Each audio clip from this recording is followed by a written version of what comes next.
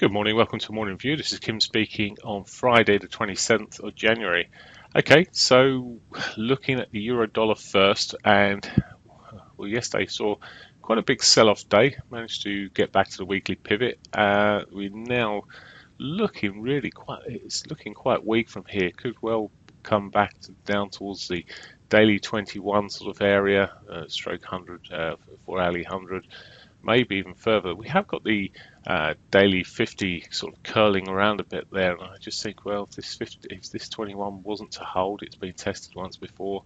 Maybe we'd see even a bigger correction down towards that weekly pivot, but at the moment, monthly pivot. But at the moment, it does look rather weak. Looking at the sort of shorter time frames here, as we managed to sell very simply yesterday and managed to bag quite a nice profit down at the lows there in the weekly pivot.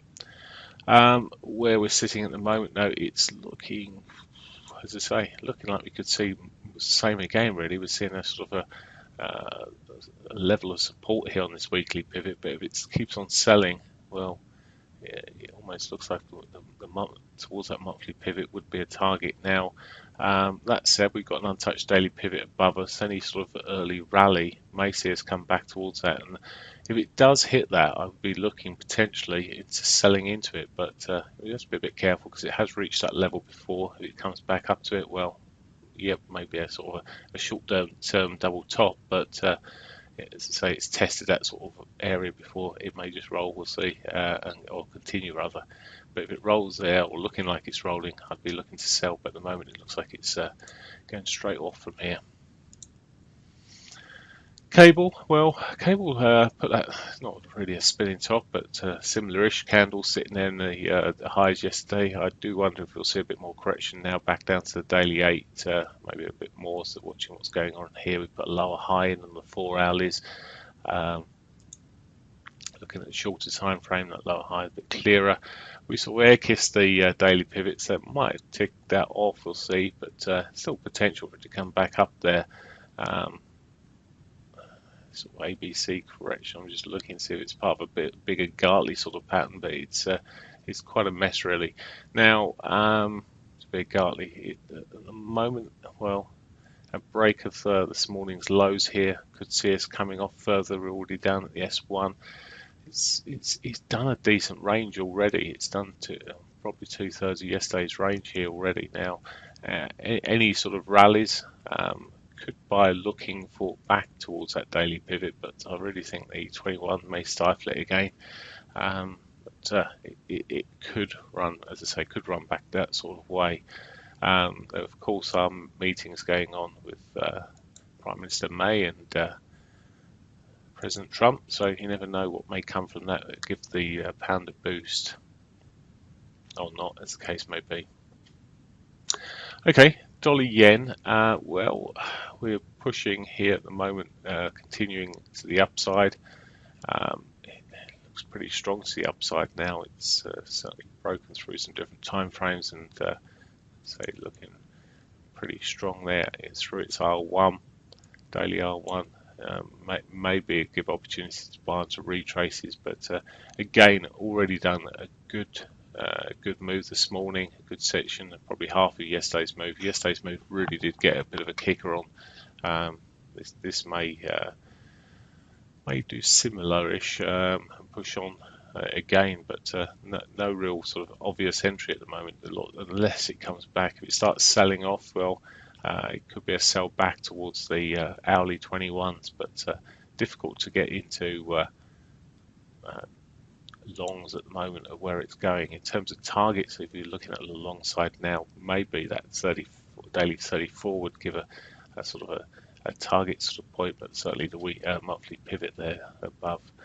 Just looking at through elsewhere, where we may have sort of, it's not really overly clear in terms of other targets. Maybe there's, as I say, the monthly pivot, but certainly at this moment looks bullish. Now, of course, all these markets could flick, and if it does, flip rather, it may come back to the 21s.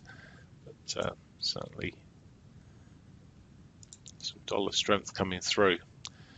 Aussie dollar, no no different here really. Looking at the moment weak, lower highs in on the 4-hourly point of view. You can see it clearly on the day, on the hourlies here. Untouched daily pivot here. Well, maybe if it breaks the 21s, then maybe a bit of a target in there, but it's not probably it wouldn't look too good risk reward wise. And beyond that, well, it's just lots of resistance sitting above us at the moment. It's switched trend, and at this stage, the upside is difficult. Canadian dollar, well, it didn't give up quite so much yesterday. Pushed up through the Asian session at the moment.